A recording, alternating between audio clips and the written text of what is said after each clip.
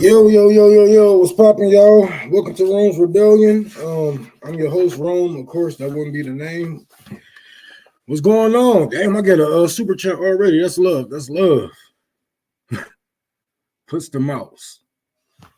Rome comrade, bring it. Hey, that's what we do on RBN. We bring the realness. Hey, I'm gonna be asking some tough questions, some questions that need to be answered.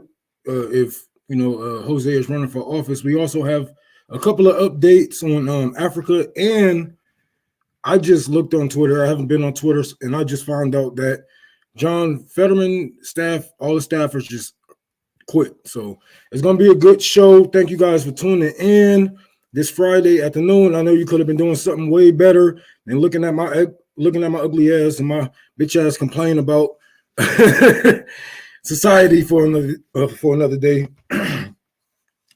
But it's good to have this network so we can bring the realness. There's nothing to we have nothing to hide, and I hope my guest today doesn't either. Once we get to these questions, a lot of you may know him already. He's not in the studio just yet, but he will be here in about 5 minutes. So let's give him time to get his shit together, get his answers ready and whatnot. Because it's gonna be a good show. It's gonna be a good show. But how everybody been holding up? Because this is a good weekend. This is a good Friday. The sun is out. The birds is chirping. It don't feel like Michigan for once. I hope you guys are enjoying yourselves. I have been in a couple of mind states. I can't lie. I have to take a break and whatnot. But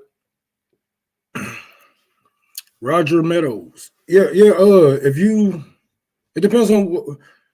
Did you comment on Twitter? I saw those questions. I'm gonna see if I can get to a couple of those if he have time to answers. So if he have time to stay over, I'm damn sure going to be asking him some of them questions from Twitter. So if you got a question for Jose, put them in the comments now, or you can go on Twitter on my post that I put up last night asking you guys to leave a question for him. So DM. I don't know. I got to check my DMs. I've been off Twitter for a couple of days. I've been trying to get my mind right. I can't lie. I have been in a state of depression. Even though things are looking up for this, and that, of course, my personal life has nothing to do with the library, has nothing to do with RBN, has nothing to do with the success of any of the things that I'm doing right now. So it's just, I just had to take a fall back. I've been playing with my puzzles and, just trying to get my mind right, trying to stay out the way, trying to stay out of trouble, but I do have another update for the grant. They just sent us the letter, the reward, the letter of award for the grant.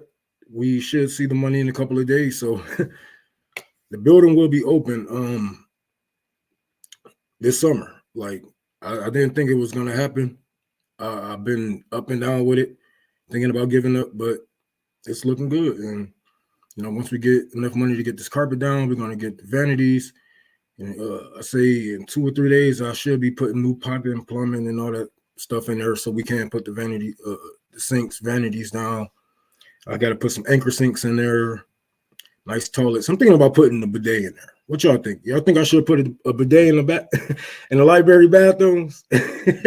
I saw one for like $150. I'm like, it's only the head. It's only the head part. So I'm like, we might have a lot of women, So bidet, we might drop a bidet in that motherfucker. It's gonna be good, man. It's gonna be good, but don't be playing on my fucking bidet, if you know what I mean. Because I know y'all nasty ass. I saw what y'all do with the motherfucking shower heads. Now don't be in my motherfucking bathroom too long talking about, I didn't know how to stop it. I didn't know how to turn it off. Like, yeah, nasty motherfuckers. But it's gonna be it's gonna be nice though. It's gonna be nice. Oh shit, y'all niggas got me rolling already. Yeah, but they is way cleaner. Like you gotta think about how many Americans is walking around with shitty asses. Y'all niggas don't wet y'all toilet paper. You fucking weird. You just wipe and pull up your boxers. That's weird. If anybody know anybody, I'm about to put y'all on. See, my face been clearing up because I've been back on my shit, you know, trying to get back on my pretty boy shit before the summer come, you know. But the yellow shea butter, oh yes. Oh yes, they watch this. You rub it in real good because it's yellow. It's gonna be yellow, and if you don't, you're gonna be looking like Bart Simpson in this motherfucker, right? So just take a little dab. That's all you need. That's all you need. Rub that in real good, so it ain't yellow on your hands.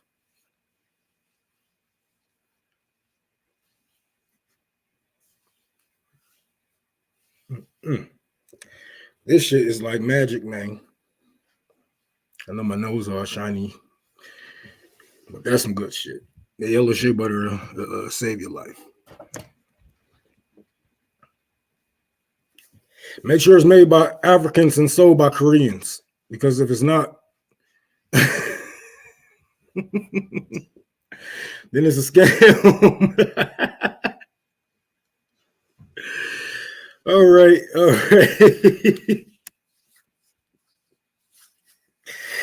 Man, I wish this nigga hurry up because I'm about to probably get on to a motherfucking story.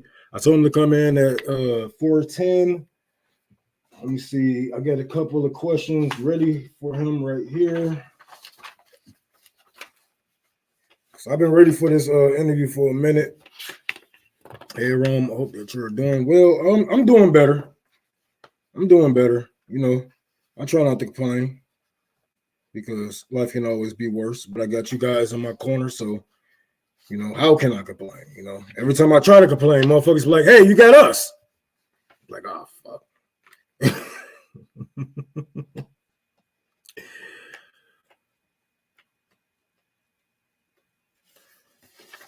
Okay, we got a question for Jose.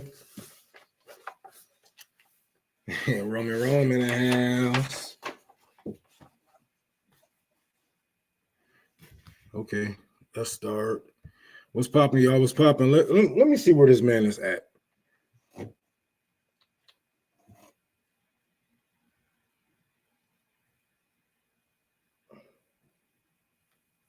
There we go. There we go. We ain't got a long show, but we got a nice show ahead of us. My guest just stepped in. A lot of you guys know him, know his work, because you can't help but notice these fucking gigantic balls, you know what I'm saying, all over these motherfucking politicians.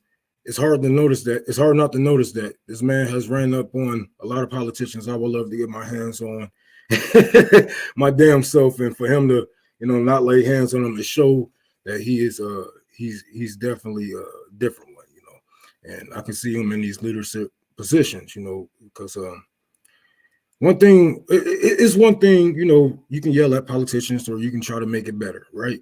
And what do? We do what we can, and everybody has a place and a role in a revolution. That's how I personally feel. Everybody can't be a foot soldier. Everybody can't, you know, do these militias and stuff like that. We're going to need people in power. You know, we're going to need people in these offices to actually change certain things. And where his mind is at today, I don't know, because, you know, we just trying to, I'm trying to, I got my questions. Sure, you guys have yours. If you have any questions, please put them below because our guest is here. Everybody, please welcome Jose. How you doing today, man? Doing good. How you doing? Man, I'm doing good. I'm doing good. It's a nice Friday, you know. I ain't tripping. yeah, it's a good Friday. Oh yeah. It's Good Friday. What do that mean? It's when Christ was crucified. Oh shit! And then people on celebrate Sunday, that. And then and then on Sunday we celebrate his resurrection. Whoa. Well, welcome to the show. You know, we got love for all religions here. So don't fucking timestamp that. All right, no problem. I'm talking to them because I know they be on some bullshit, you know. Sure, They sure. be trying to catch me. But it's nice to have you here in this hot seat, man, because you know, one thing that we do is we play fair, you know, because it's one thing from being an activist and it's another thing from being an activist to politician, right? And if we want to hold, you know, anybody accountable, is going to be the politicians that, you know, surround themselves with our language, with our followers, whatever the fuck it may be, right? So we want to make sure that you are on the same page as us, because that's only fair. As we can see, even representatives in your state, they don't say a damn thing about, or your county don't say a damn thing about it being one of the poorest in this nation, you know, and people are really down bad. They're all you hear is the controlled narrative, right? So I just want to ask you, are you afraid to die? No, I'm not afraid to die. I was having this conversation yesterday, actually, and it's interesting that we're having this conversation on Good Friday because there's the way I see it is that, you know, if you call yourself a Christian, are you prepared to do what that actually means? A lot of people like to think that religion is just going to church on Sunday, eating your bread, drinking your wine, and saying, "Yeah, I'm a Christian." No, I mean, you know, I don't know what people's religious as what it doesn't really matter. The point is, it was Dietrich Bonhoeffer. This German guy in 1933 when Hitler overtook Germany. He was on the radio waves denouncing Hitler. He was helping Jews escape Germany. He was a Christian pastor, and he said, you know, he talks about this idea of like, well, if you're a Christian, are you prepared to? Are you prepared? Are you ready to give your life to the cause? Are you ready to give your life for a greater future? And there's this idea of the Garden of Gethsemane where Christ, just before he's crucified, he's in this garden and he's crying. But he comes to the conclusion himself. He volunteers himself that, yeah, you know what? If I have to die for humanity, then so be it. He makes that choice. He's not forced to make that choice. That's when he reconciles in his mind. He has to make that choice. And I've made that choice and I recommit to that choice every now and then whenever I fall apart and I become weak. I'm like, no, no, no. I am doing this because there needs to be a better future. And to sacrifice one's self and one's life is not necessarily like I'm ready to jump in front of a bullet. For example, I just quit my job. You know, from now probably till the end of the campaign, I don't know if I'll go back because I need to organize full time. I don't know what I'm going to do for money. I can't pay myself on the campaign more than like $350, $400 a week. I can't really live off that. I don't know what I'm going to do, but at the same time, I'm thinking like we really are on the verge of nuclear war. There's a genocide happening in Gaza. This is how I'm going to give my life. This is me giving my life now, organizing full time between now and November, now and forever. I have to give my entire life to making sure that we stop all genocide, period, that we stop all conflict, and that we overturn the entire oligarchical rule. This is my life now.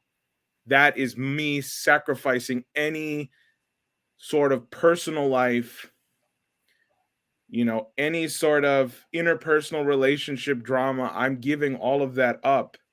My personal life is my public life now.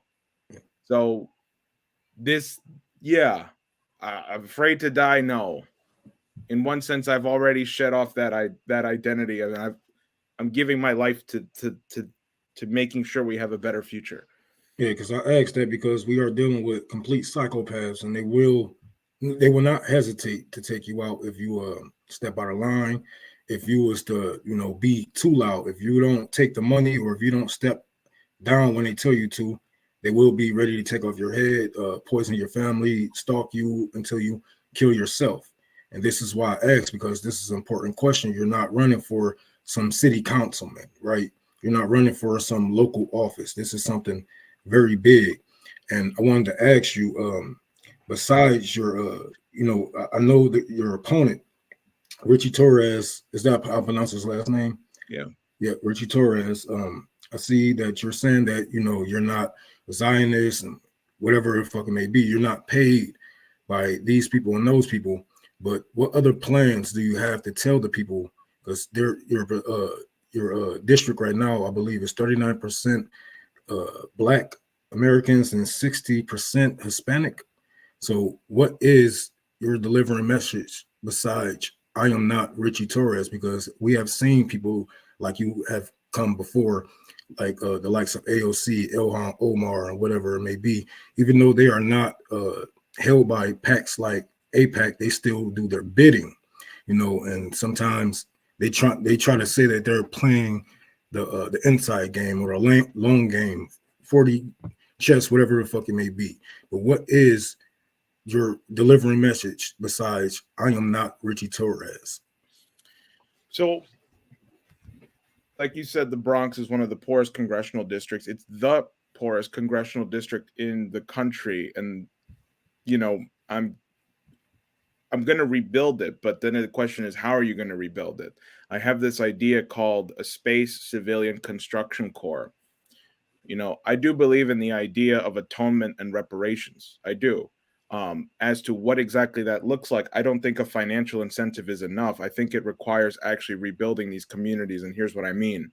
You take the fact that the 18 to 26-year-old demographic, about 40% of them are unemployed. Most of them aren't even graduating high school. Most of them are illiterate, unskilled, untrained. And then you have an older population right now, people who are retired union laborers, people who are skilled. What you do is you set up camps where you can take anyone who's 18 to 26 and you say, I'm going to train you on how to build.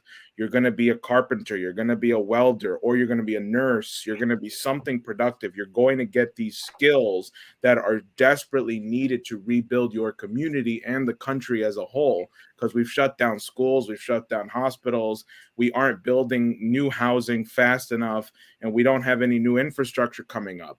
So you take these people who are unskilled and uneducated, and you give them an education, you give them skills, and you say, and you pay them while they're getting trained, and you pay their families while they're getting trained so that they're not suffering while they're gone. You know, you treat it kind of like a boarding school almost. They come back for holidays and vacations. Meanwhile, they're getting on-the-job site training. And then for 2 years afterwards, you put them back in their community and you say, now, look, you're going to work for the government by doing these government programs. You're going to build a hospital, you're going to build the schools, you're going to rebuild the roads, and you're going to also build advanced forms of modern infrastructure like high-speed rail.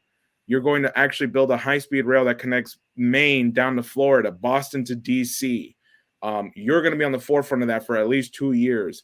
And then after that, you get the option to continue working as a government employee, as a union paid employee, or now you're marketable. You have skills now that you can actually go and advertise yourself, or you can start your own thing, because you'll be trained. So what you're doing is you're not even just saving the current generation. You're building a future for a real neighborhood and a real community to exist, because then all of these people who were once unskilled and unhoused or are uneducated are now the people building the housing in their own neighborhood, building the hospitals, building the businesses that'll exist in their own neighborhood. And then you export them out to other places so that they are training other people in other parts of the country too.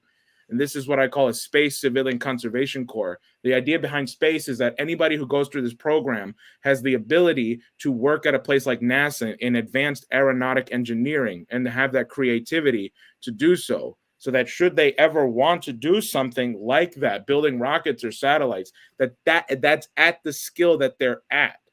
So that's my plan. The only pushback I have on that with the thing with reparations is not a lot of Black people would like to work for this government, even if we did turn it around. If I had received reparations as a Black man from America, I will leave America. And I think we should pay people, in order to have that option. Do they want to sit here, and rebuild, or would they like to leave with their with what they are owed? And one thing that we can't sit here and we can't really force people into these camps, these schools and stuff like that, because people just, it sounds good on paper, but in all reality, a lot of Black people don't want nothing to do with this government, especially you know, with these jobs, or even Hispanic people has a big no working with the government, no matter how good they say it is at this moment. So I think, and we have to remember, a lot of these people that's descendants of slavery and whatnot, they are disabled. They will not be able to work these jobs. A lot of people have mental illnesses and stuff like that. So we will have to, pay people what they're owed. Not only that, but also have, these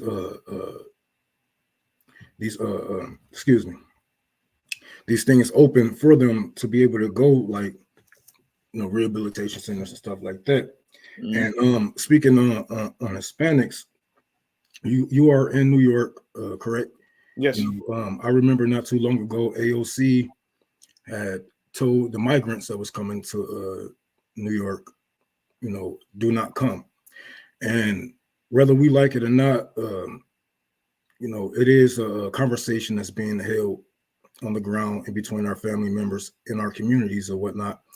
What is your plan for the migrants that is coming over here? And if you have one, what would their future look like here? Would you be able to help them get their papers, or what kind of program will you set up for these migrants and make sure that they are not, because we all are used as a pawn to, to push each other apart, to fight each other and whatnot. Sure. How will you make it that not only these migrants have a place to live in America, but they would be safe here and not be looked at like they are taking advantage, or they are,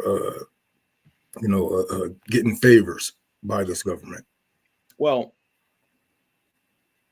to me to answer that, I need to answer your previous point about how, people don't want to trust the government. I don't blame anybody for not wanting to. I don't trust the government.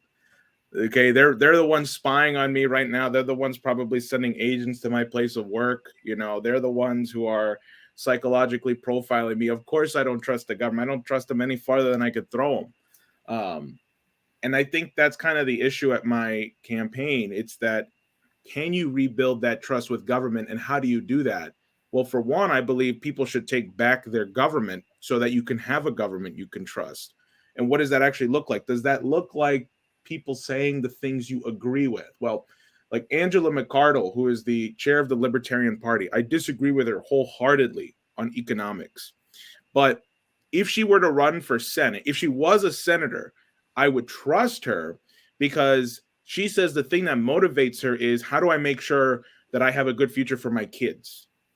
Right? If my government was full of people who are motivated by that, as opposed to people who are IPAC funded, I would have a lot of easier time trusting my government than I would with what we have now. And the reason I say that is because you're asking me, okay, well, what about the migrant issue, right? What about the people who are coming in? I believe that if you map out the entire country and you look at not just the Bronx, or not just Baltimore, not just Detroit, not just the poor areas, it's everywhere, you'll see that the entire country's collapsing in terms of its infrastructure, because nothing's being kept up in like over 50 years. The thing that happened with the bridge, right? The terrible infrastructure that allowed,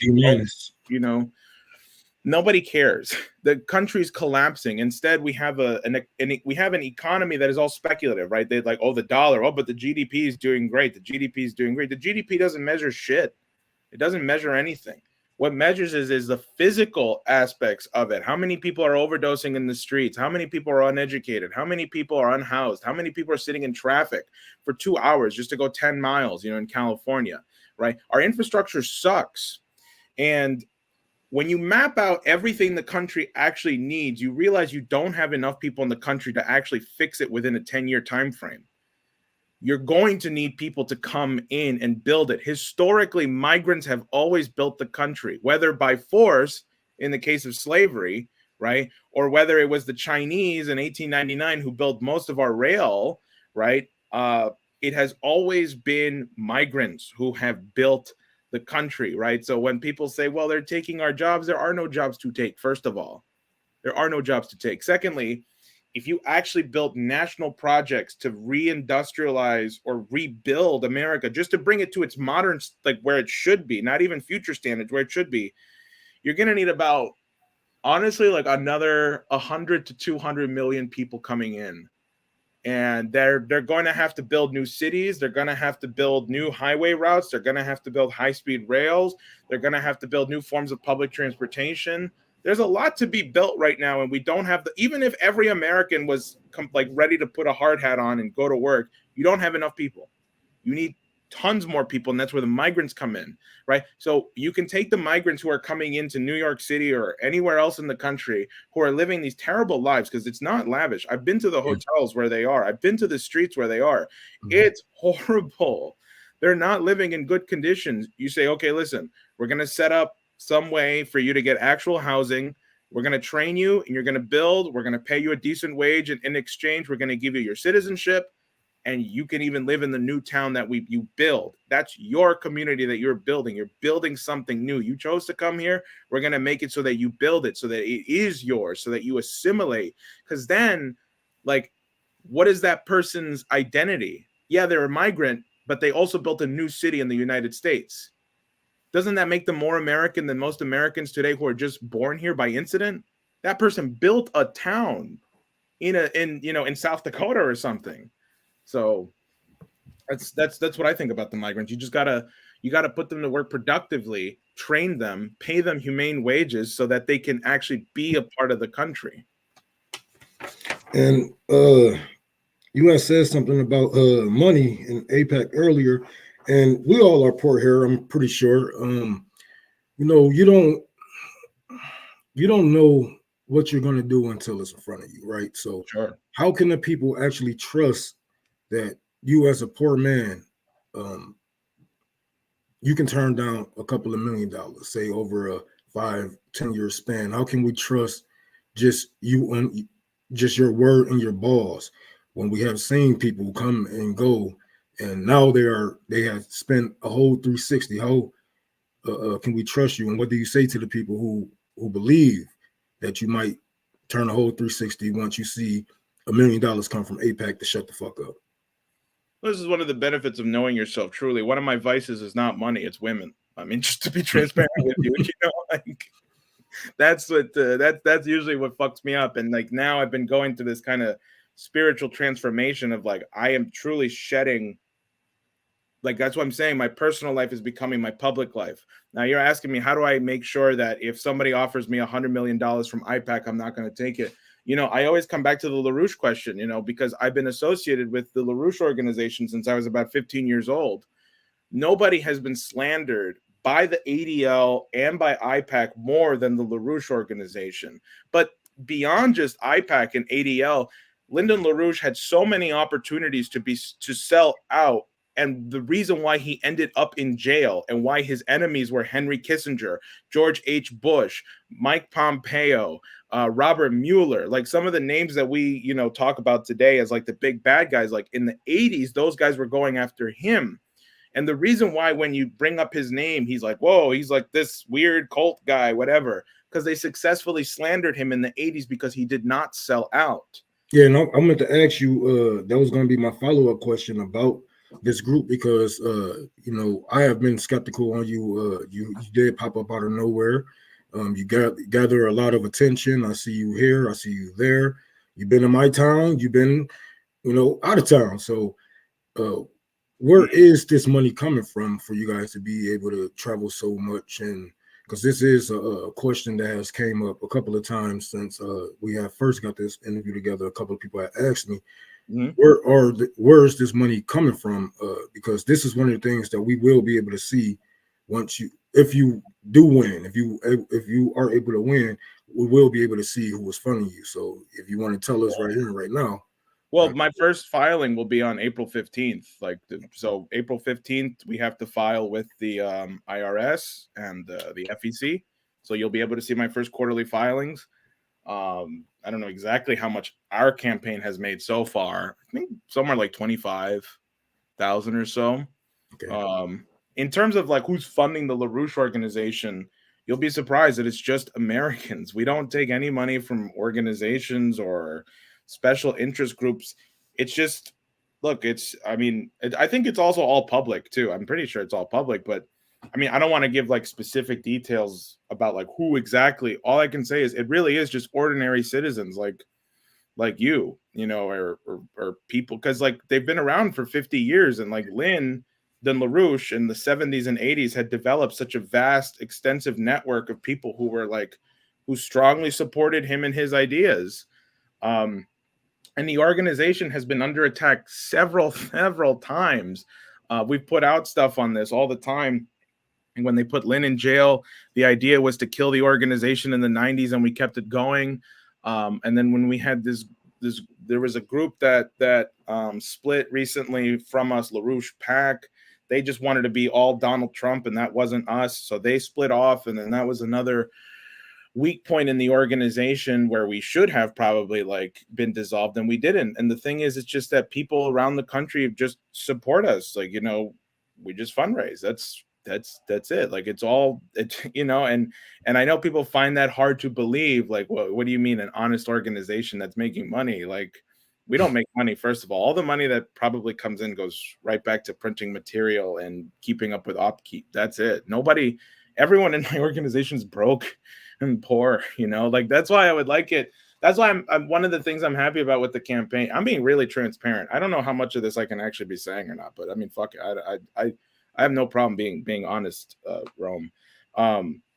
One of the reasons I'm so happy with this campaign is that, like, when people donate, it allows me to make sure, even if it's just temporarily between now and November, to make sure that my staff can eat, you know, and not have to, like, you know, some of them live in like, you know, three or four of them live in like a 1-bedroom apartment. It's like, okay, well, at least, you know, you don't have to go hungry while you're out campaigning for me, you know.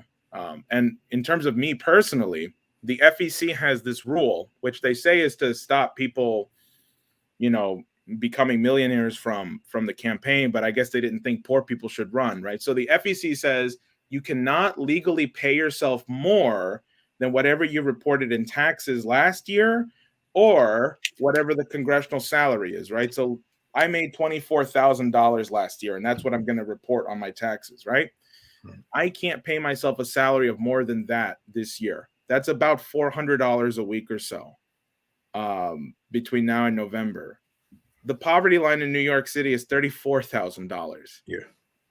So like that's all I can personally take, right? Like I said, like I'm gonna be living off like I got no money for a girlfriend, you know, I got no money for an Xbox or a PlayStation, you know, like it's just straight rent and food. That's all I'm gonna be living off of for the next fucking 6 months, I guess. So, you know, please donate.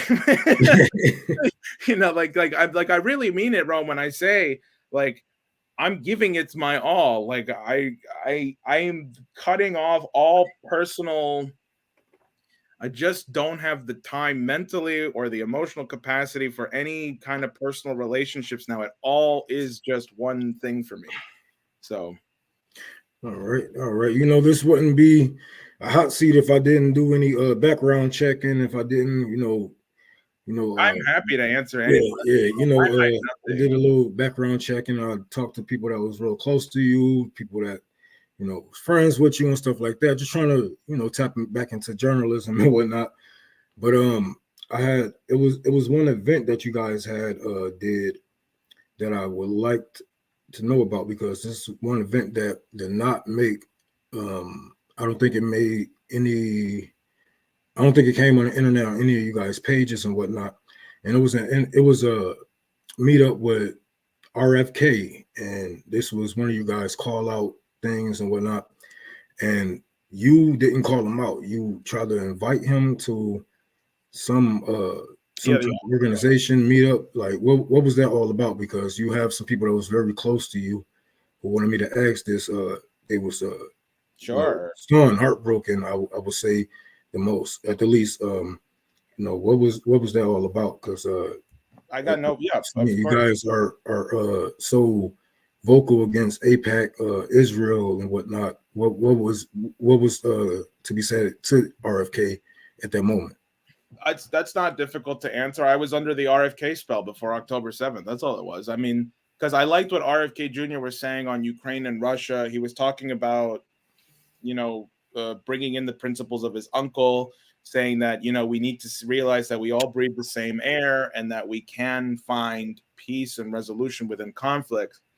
And so at the time, I was like, I disagree with like 60-70% of what RFK stands for, but principally, I think maybe he has a point. And this is what I was trying to tell you about, like, well, does trust in government mean people who say the same things you do, or are they coming from a higher principle? And this August 6th rally, we were having a rally on August 6th. That is on the internet. I mean, I was inviting him to that. And he inevitably did end up sending a statement to it. It was a peace rally on the anniversary of the Hiroshima bombing.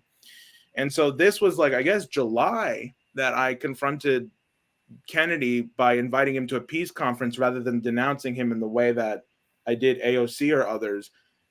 It's just as simple as I thought maybe he really meant what he said. Right. You know, and the way you think you can fix a broken woman with enough love is the way I thought you could fix RFK Jr. No, that's not happening.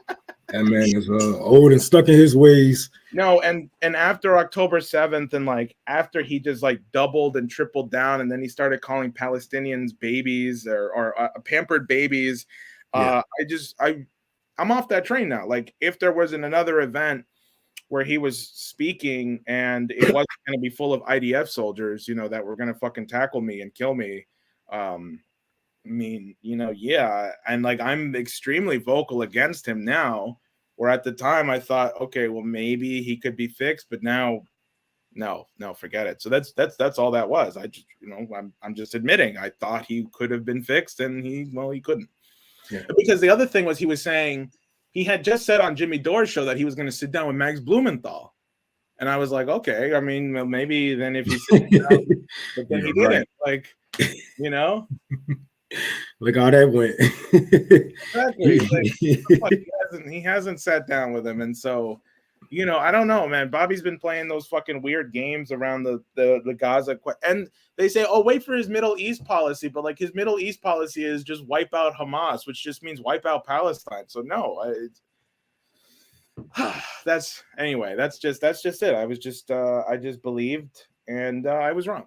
All right, so since we I don't want to keep you too much longer because I have another story to get to, and I got to go pick up my kids and all that stuff. So I got a couple of more questions to ask you. We just took it to APAC and all that right now, so I want to bring it back to your district, and I want you to talk to the people of your town, of your neighborhood, and explain what is your domestic policies, because you need to update. This is not a shot at you or anything like that. I believe in you, but you really need to update that damn website. And you really need to put some on it, because I was going to use this to dig at you and be like, you have no plans, you have this, you have nothing, right? They're up there. It's just the person I hired who initially set it up was like, okay, you have full control. And then now I'm like, I don't know how to, I don't know how to do it. So, I mean, if people can donate so I can hire a webmaster, please, like you have to understand, like a lot of the incompetence in the campaign is not because it's malicious or because it's just, I'm figuring this shit out as I go. You got to be prepared, man, because they got millions of dollars they got millions of dollars just to throw around, right? So you got to be prepared for stuff like this. What if this was like a CNN interview and they would have played you on that? They would have really picked you apart on that. So you really need to be prepared and really update. But I just want to get your what would you say? How is your what is your domestic plan? Because this is one of the poorest districts in America that we are talking about here. And, well, I spoke a little bit about the idea of the Civilian Construction Corps, but I think just beyond that, it's about making sure I need people to kind of like, if I'm speaking to like my constituents directly, we need to think, what do we want the Bronx to look like 50 years from now? And how is it that the work we're going to do right now will make sure that we get that Bronx 50 years from now? Because I believe the future is what defines the present, not the other way around, right? If your conception is, what do I want something to look like when you built that library, you're thinking why there's a lot going on into why you're building a library, but you're building it for the future. And then when it's actually there, that's your present, And I'm taking that on a grander scale. I'm saying that nobody should be poor. Nobody's fucking ceiling should be, caving in. I don't think that I think everybody should have the right to a proper education, and everyone should have the right to an opportunity that they want to take and to be able to contribute something great to their neighborhood and their community and to the world as a whole, and to be able to understand what it means to be a human being. And what that requires is 3 meals a day and a roof over your head. Help me help you build that. And one of the ways to do that is to make sure that we can reorient the generation that we're losing, our young generation, who's getting caught up in the trap, who's getting caught up in selling drugs, who's getting caught up in all the wrong things they should not be doing as a way to make a living. Because at the end of the day, people need to make a living, right? So I don't fault people for trying to go under the system, because otherwise, what's the other option? It's just like gig service jobs, this stuff that robs your dignity. So I'm saying we can bring back productive jobs that actually allow you to rebuild your community, and you be a part of that. You be the person instrumental in rebuilding your community. That's my domestic policy. I mean, there are things like healthcare. I don't mention that stuff because I just think that stuff's just so obvious that healthcare, anybody should be able to walk into a hospital and not worry about a bill. Like, that to me is just so self-evident and obvious that I feel like putting it up as part of my policy. And I do have pages for my policies. They're not on the front page because I don't know how to add them to the front page. But now that I quit my job, because that's the other thing where I'm like, I was working part-time. I was working 25, 30 hours a week on top of campaigning at a coffee shop, and I just quit. So now I can like fully focus on my campaign. Man, I'm so transparent and honest with you, more than I've been with like any other show. But anyway, like, the stuff like that is just so obvious to me. An education, like, this stuff is just so self-evident to me. But to be completely quite honest with you, Rome, if I win, I'm one congressman out of 435. What the fuck can I really do? Can I get, maybe if I play the game a little bit, they'll let me pass my policy and bills. Fuck that. I don't believe in that. That's what they did to AOC. That's why AOC is still crying about the Green New Deal. They're not going to give that to her. That's like a thing they wag at her. It's like, keep playing the game, AOC. We'll give you what you want. Most of my time in the office will be spent helping other independent candidates run and win and actually take back your government. Okay. It'll be helping people who have initiatives around the country that don't involve the office. Okay. It'll be helping people who are actually trying to build something in their neighborhoods and their communities that are centered around education and bettering people's lives. Like, that's what I will do, because I'm not going to waste my fucking time in Washington knowing I'm not going to be able to get anything passed. I'm going to tell the truth. I'm going to call these people out. And then hopefully that if I win, and then 2 years later, we can get like 110 other Congress people in the office, then we're fucking talking now. Then we really are taking back the government. So that's my promise to my constituency. I cannot promise you that I can get these things done because I'll only be one. It's not like I'm trying to be president, which would be different. I can promise you I'll tell the truth. And I will fight for a government you deserve, not one that you have now. So that's what I got. All right. Well, a couple of people wanted me to ask, what is your ideology, right? Because I see a great handful of people. I'm not going to say that you have a right-wing audience, because that would be a lie. I see a lot of socialists, a lot of communists follow you, but we don't hear too much on you on ideology, on isms or whatnot. So where do you stand on these isms, ideologies? Because these things are really the talk of the town, the talk of the internet nowadays. Everybody has their clicks and whatnot, and a lot of people would like to know, where do you stand on communism? Where do you stand on socialism?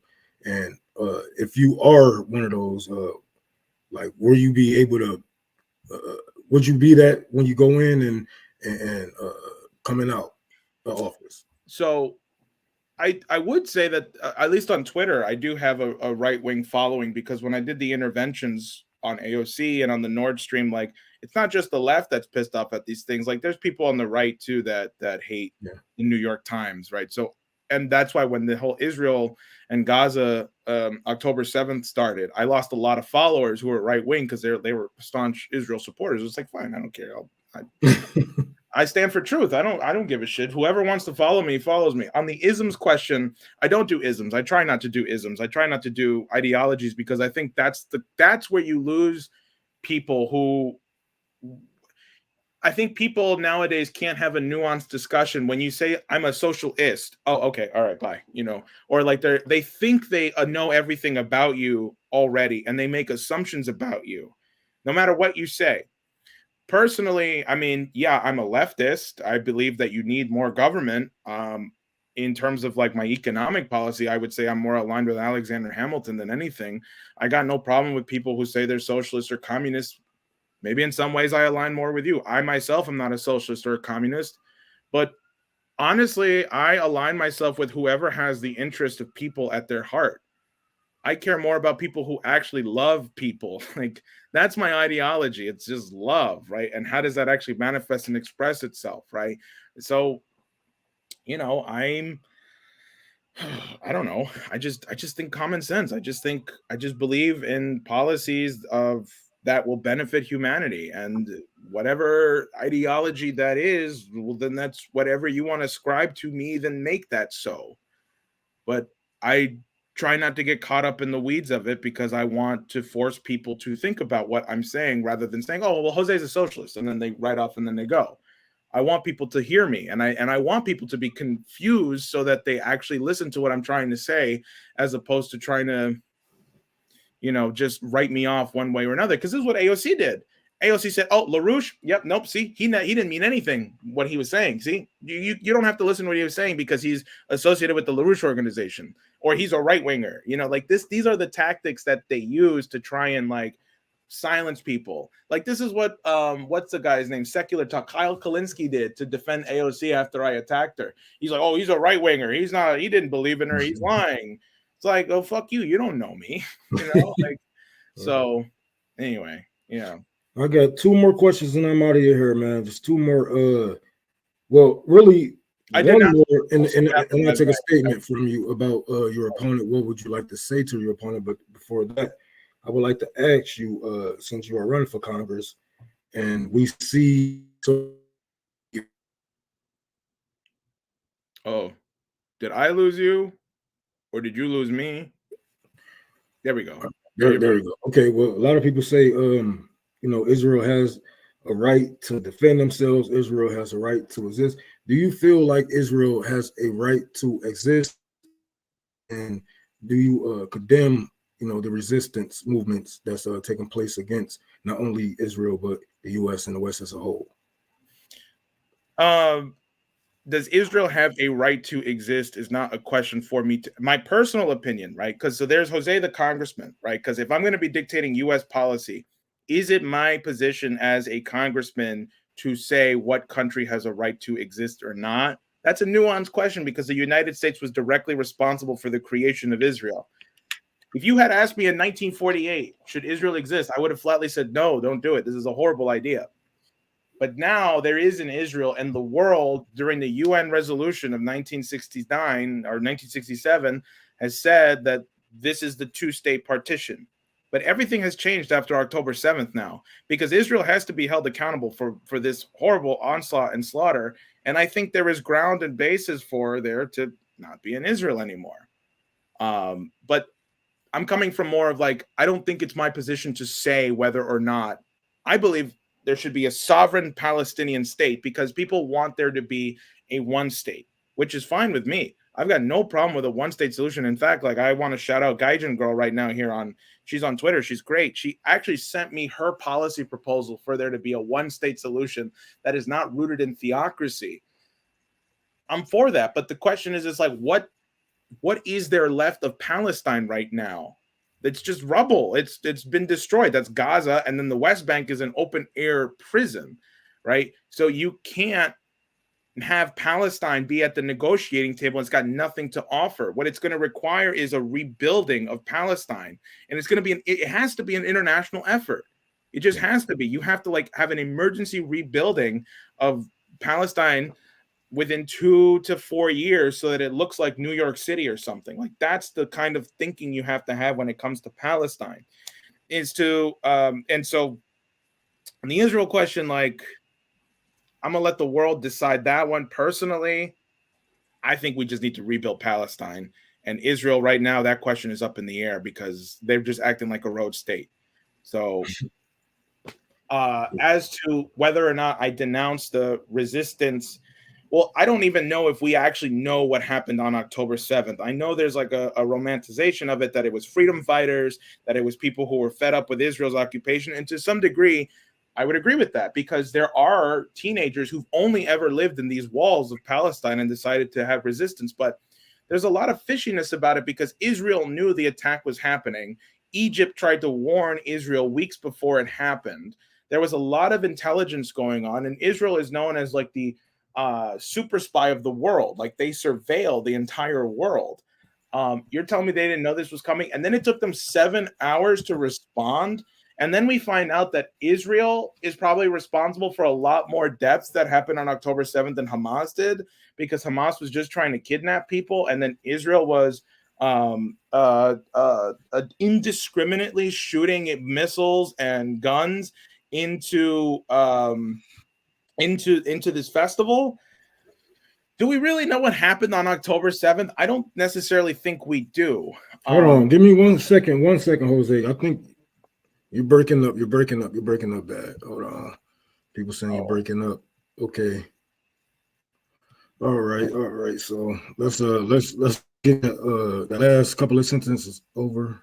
I couldn't hear you correctly. I was just saying that Israel indiscriminately was killing their own people on October 7th with their helicopters, when Hamas's stated objective was just to capture, kidnap. They just wanted to kidnap people and not kill them. So there's still a lot of questions as to what exactly happened on October 7th. That, to what extent is this like a 9/11, where the United States allowed 9/11 to happen and then later cried and played the victim about it so they could institute the Patriot Act?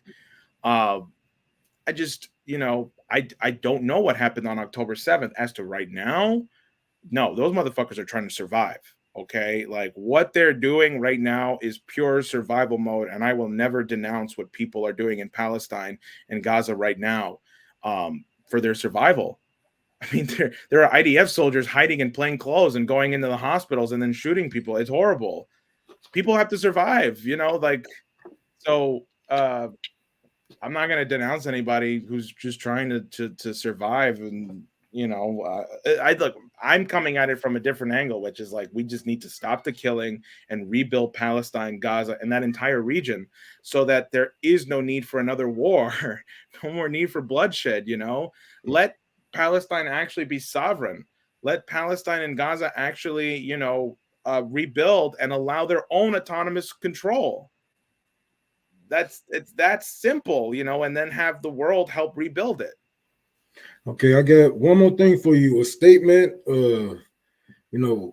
what you want to say, because I know Richie is going to run until you get enough funds to actually get on at the debate stage today.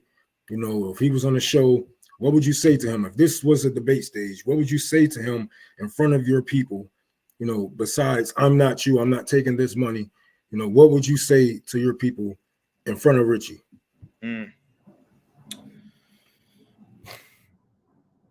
You are a city councilman, you are a congressman, and the Bronx is still a mess to this day. You're an airhead, you don't know anything, and I've exposed the fact that you don't actually know anything when I confronted you. You're illegitimate, and you're just an empty suit. I mean, there's nothing that actually qualifies you to be in this position of power. Just like most of the people in power, nothing qualifies them. You're a joke. You don't actually represent the Bronx. I actually have a plan to rebuild the Bronx. You want the Bronx to stay poor. You want the Bronx to be this way. That's why you care more about Israel than you do about the Bronx. So that's all I can say right now, with no prep and just assuming he was in front of me.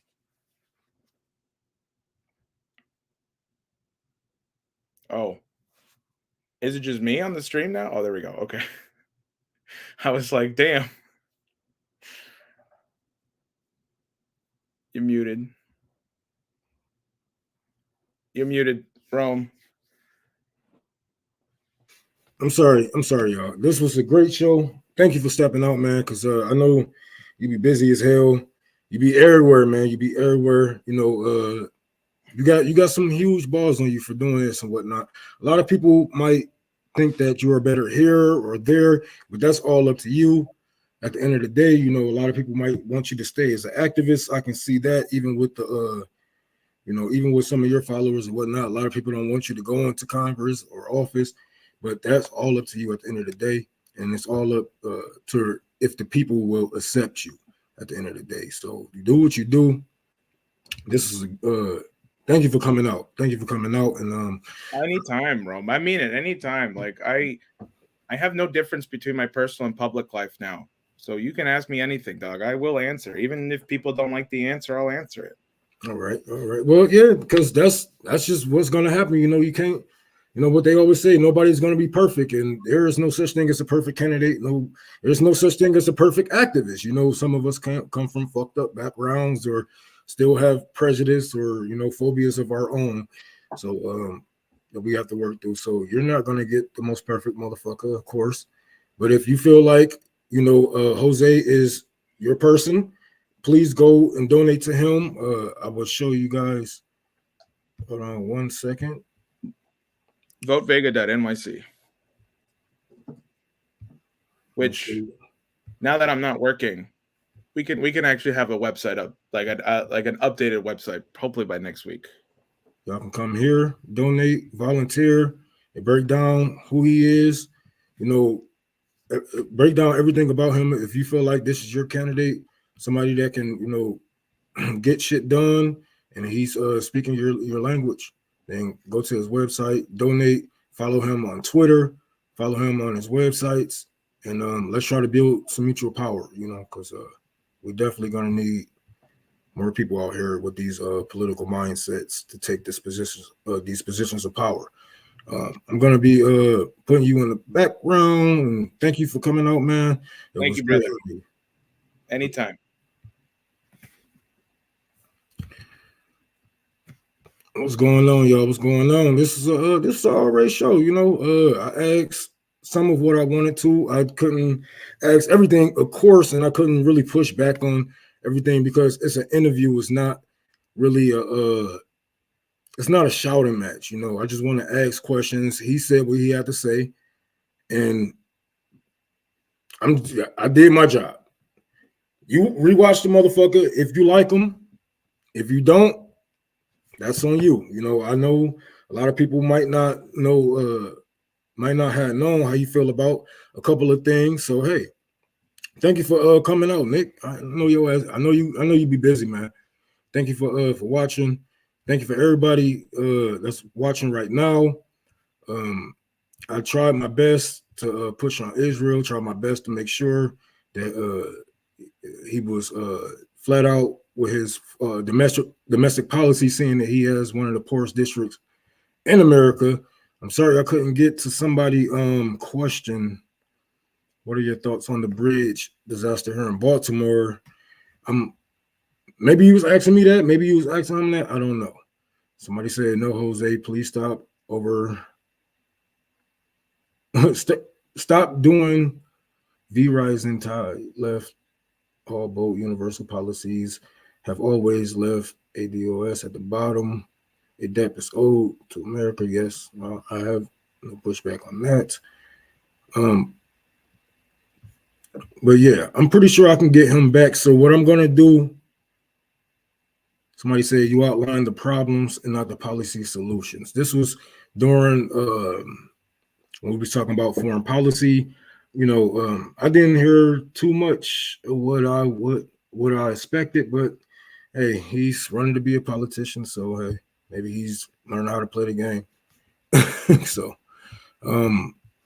this is a great show. I'm glad to have 900 and some of you. God damn, I need to fucking start paying attention to the chats and stuff more. Yeah. Jose is awesome. Hey Didi. Revolution may be televised, but they be lying about it. Yeah. I heard that. He did good, Ron. Jose did good too. Oh yeah. He got work to do. He got work to do.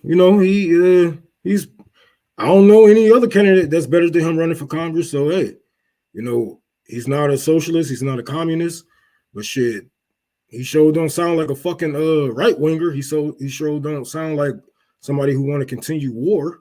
You know, he talk about taking money out of war and taking money out of politics and whatnot. So it is what it is. He's running for Congress, and I'm gonna get my answers out because I got some shit to say, and it is what it is.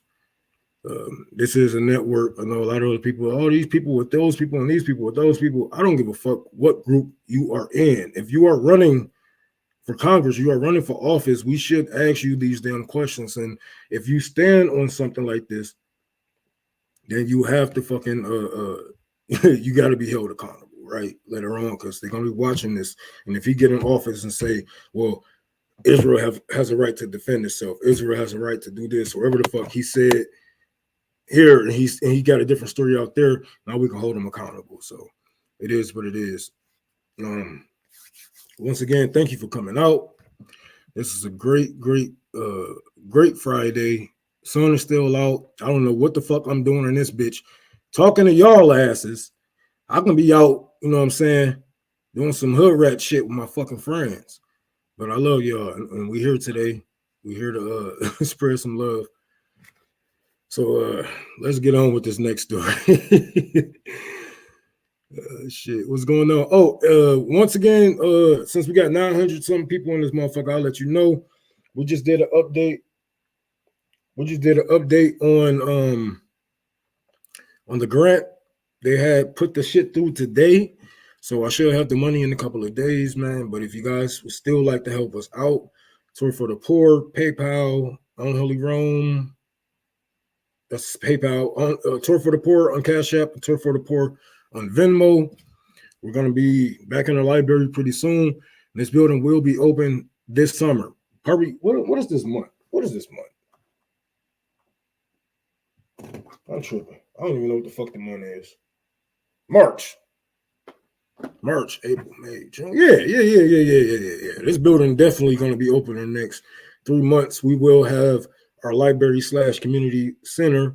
I'm going to be working on buying more tools for the woodshop class. Going to be buying more hair equipment, clippers, scissors, razors. Trying to teach people how to do their own hair, cut their own hair, braid their own hair, lock their own hair. You know, it's going to be nice. Hopefully, I have enough money left over to put a third bathroom inside of my basement, so homeless people can come and they can wash off and stuff like that. It's going to be great. I should have more updates for you guys in a couple of days. More pictures. We're going to be putting down the carpet pretty soon. I'm drilling for the plumbing, the piping, measuring out how much feet that I need and whatnot. I don't know. I got to do all the labor. So it's just kind of fucking, it's amazing. Yeah, it's good, but holy fuck, I'm about to fucking be working. I mean, I'm about to be working. I'm about to be in there probably like a whole week. I'm about to be in there like a week straight. I can't leave until these things get done. So I'm probably gonna have to pack a couple of bags, and sleep inside the library like I did before when we had that big push that one time. So it's gonna be great. It's gonna be great. Let me see if I can find this next story real quick. I know a lot of you guys probably already seen this or probably already heard about this.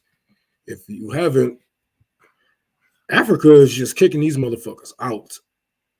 And the U.S. is losing their shit because why wouldn't they?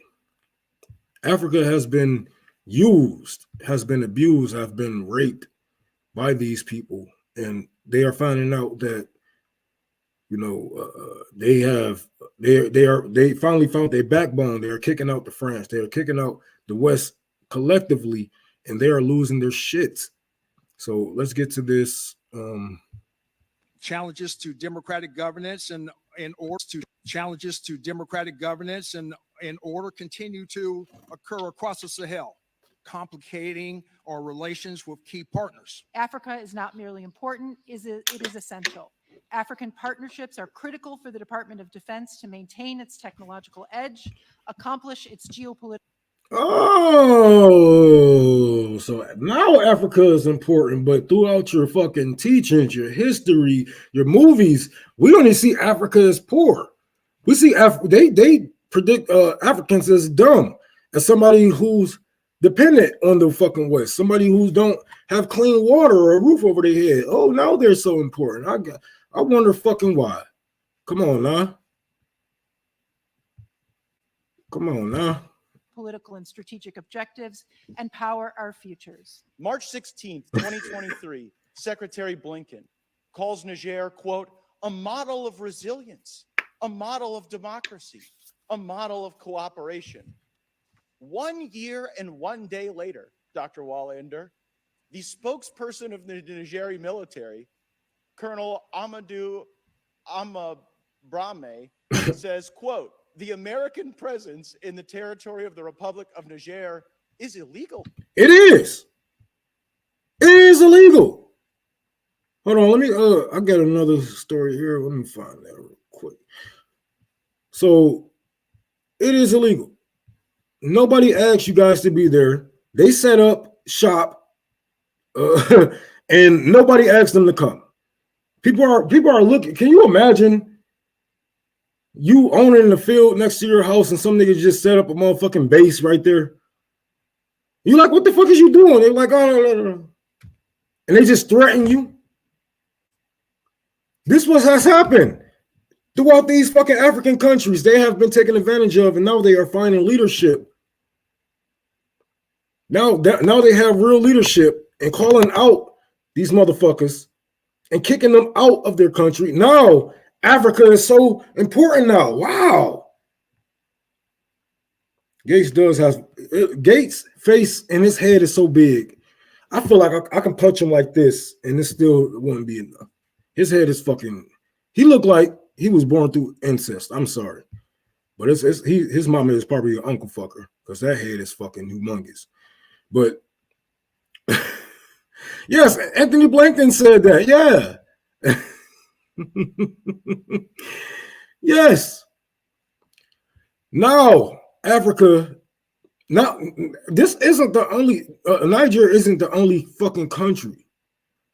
It isn't the only country throughout Africa that is kicking out the West and reversing these policies, making sure that they have a hard fucking time out there. And I believe that Africa sees the light at the end of the tunnel. You know, with BRICS coming together, China becoming the fucking big dog on the yard, Russia not far from there, I think they are aligning themselves very well. You know, getting rid of the people, getting rid of the enemy off of the negotiation table so they can have better relations with these people, so they can have better relations throughout Russia, Asia, China, and whatnot. Not saying that they don't, because a lot of African countries do have a great, do have solidarity with Russia and China. Yes. But these people, these countries that has been late to the party, I should say, these countries, these African countries that are late to the party, like Nigeria, they see the light at the end of the tunnel. They don't see that being with the U.S., with the United States of America. The petrodollar is nothing across the world as of right now. Is going down. We are printing money like a falling empire. I think most of the money that we have right now was printed in the last couple of years. We are printing money like a falling empire, and we are acting exactly like that, taking and killing everything that we can. And Africa see that, okay, I can't go down with the United States. I can't go down with NATO. I can't go down with the West. And they are, you know, they are playing it smart. Because if I was an African leader and I seen the things that was going on right now, I see them violating international laws, and their money don't mean nothing, and their threats is empty now. NATO is looked at like a paper tiger. Russia is kicking y'all asses collectively.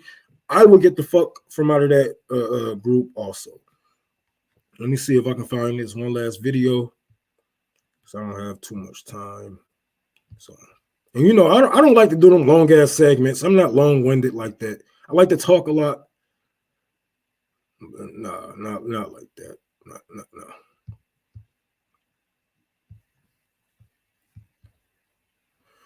So.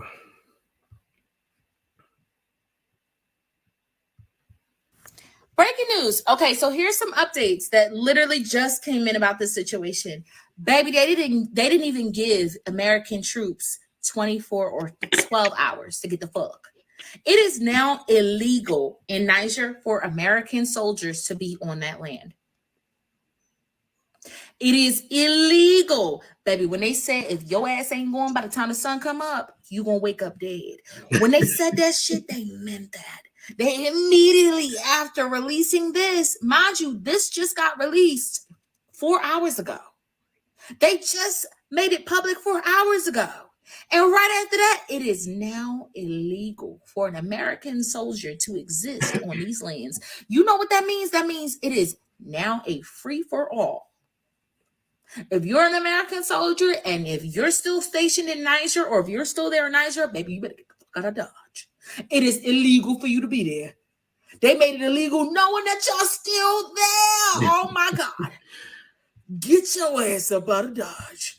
Okay? Because let me tell you, these folks, they just got rid of all the colonial tax. They just got rid of everything tied to the colonies and the Caucasus. They got rid of all that shit. And you know they want it back in blood. If I were you, I would make sure it's not your blood. Do you understand what I'm saying? Get the fuck. And I mean quick. All right. So another update about what's going on in the Red Sea. Now, as we learned... See, and this is the thing. We don't take shit serious until it really hits the fucking fan, right? We don't take shit serious. These people are not playing. Get the fuck off of my land. We seen what they did to the French. Even their citizens was burning shit down, throwing boulders and rocks. Like, get the fuck out of here. Nobody is playing with the West. Nobody is afraid of you guys anymore. You don't hold that same weight. The iron fist isn't as heavy as it was once before. And if I was the West, I would leave for right now and come back with some other type of deal. Rebuild that friendship. At least try to rebuild the friendship because you need Africa. The West needs Africa, and we all know this. And if you act like we don't, shit. I mean, look, how am I talking to you right now? From the shit that's stolen from Africa.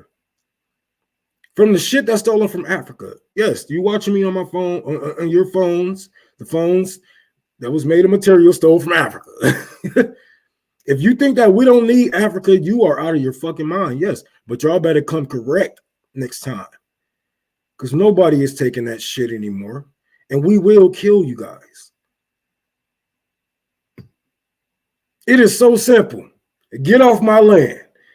Oh, but we have one of the best. Like, they don't want to leave because they know that drone, that they have one of the biggest drone programs there. And if they was to leave there, man, they're going to be, they fucked. They are fucked. I mean, it's going to fuck up the West. But, hey, this is what happens when you a bully and you bully all the kids on the schoolyard thinking, I'm always going to be bigger. I'm always going to be better. Even if that is so, who's to say that these kids won't come together and just jump your ass? You might can take one of us on a one-on-one, but you can't take all of us at the same time. Come on now. And that's how motherfuckers feeling. Like, y'all are not scary, man. The US isn't as scary as we was back in the 70s, back in the 80s, and shit like that. Don't get me wrong, we still have nukes and shit like that, but ain't nobody afraid of y'all. Y'all don't even have the biggest military in this bitch. Man, people can just use people power and just overthrow this bitch if they want it. Nobody is afraid anymore. And I feel like you know, a lot of our citizens need to catch up on this because we're going to be hit. We're going to be hit, man. We're going to be hit hard, you know, and it's going to, I say, you know, it's something that we're going to need. It's an L that we need to take.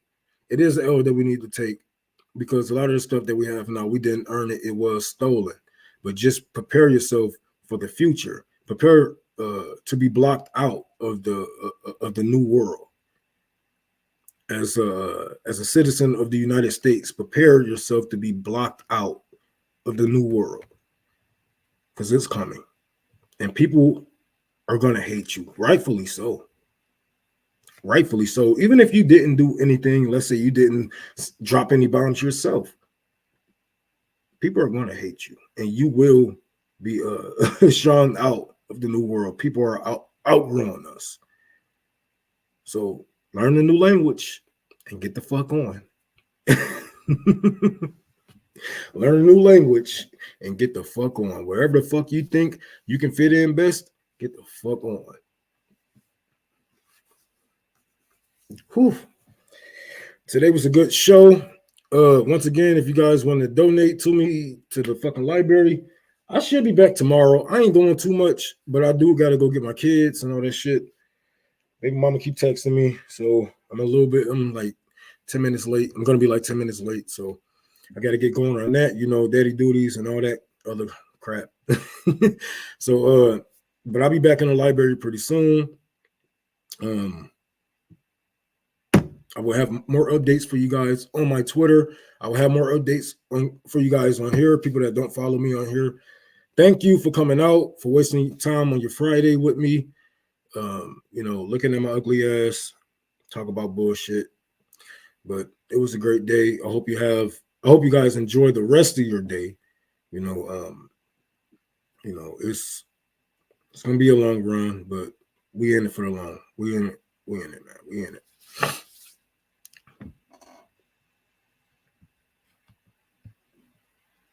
Yeah. Oh yeah. Nobody's scared of these bitch ass niggas, man. Man, once they saw Russia kicking their ass, they was like, man, get the fuck out of here. These motherfuckers be hiding under blankets. What kind of soldiers is that? Your soldiers hide under blankets and shit. He wasn't hiding. He was pressing his wound. Shut up, bitch.